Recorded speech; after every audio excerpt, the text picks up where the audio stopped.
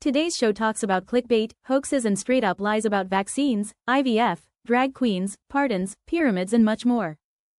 Hello and welcome to the Daily Knot, a show about what didn't happen today. My name is Artificial and my jokes are mostly powered by ChatGPT. And I'm Body McBotface. Most of what I know comes from fact checks published by Lead Stories. Let's get started. Is this really a thing? Were COVID-19 vaccines manufactured by military contractors rather than by Pfizer and Moderna? No, that's not true. FDA inspection records show the vaccines were made in drug industry labs.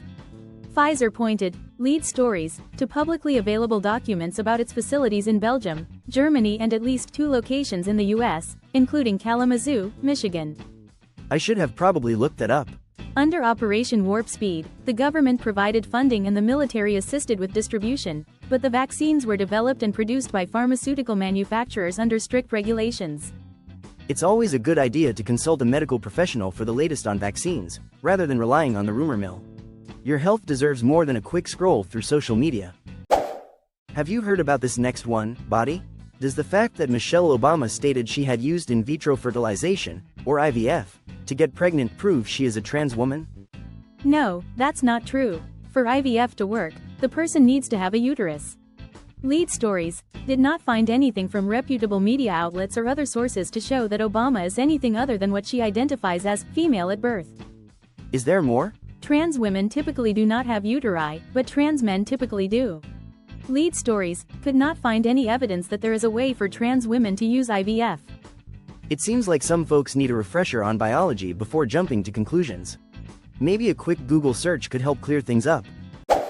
Can you shed some light on this issue? Did Reba McEntire say, drag queens shouldn't be around kids? No, that's not true.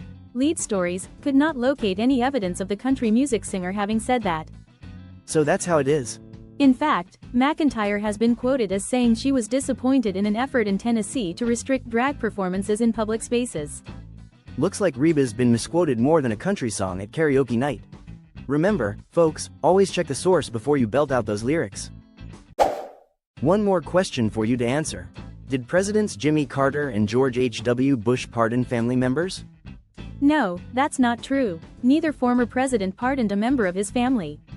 Got more on that? While Carter's brother Billy and Bush's son Neil were involved in controversies during their relatives' presidencies, neither needed a pardon because they weren't charged with crimes. Looks like the only thing those presidents were pardoning was the family drama. Always best to check the details before spreading the gossip. Hey Body, I've heard you've been looking into this. Does a photo shared on Facebook authentically show a pyramid in Antarctica? No, that's not true. The image in question shows Scott's Hut, a historic 20th century structure in Antarctica's Ross Sea region near McMurdo Station. That is new information for me. The structure is an established historic site recognized by the Antarctic Treaty. Looks like that pyramid in Antarctica is just a case of mistaken identity, kind of like when I thought my last haircut was a trendy style. Always double check those viral images, folks. I'm really curious about this next one. Did Admiral Rob Bauer, who heads NATO's military committee, say the group would launch preemptive strikes on Russia in the event of war? No, that's not true. In his remarks at a conference in Brussels, Bauer never mentioned the possibility of NATO attacking Russia preemptively. Did you uncover more? In fact, he stressed Russia would have to hit NATO targets first before the alliance responded, saying, "We are not going to attack Russia out of nothing." It looks like some folks need to brush up on their listening skills. Maybe a little less sensationalism and a bit more context would do the trick. Hey Body, can you confirm something for me?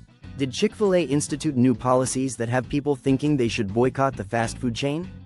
No, that's not true. There are no recent newsworthy Chick-fil-A policies that have resulted in calls for a boycott. Gee, who would have thought? The blog article linked in a social media post doesn't mention any specific policies or boycott. This post falls squarely into the definition of clickbait, an enticing or misleading headline that draws people to click on a link that usually fails to deliver what was promised. Looks like that clickbait was more about the clicks than the chicken. Remember folks, if it sounds too spicy, it might just be a bland headline.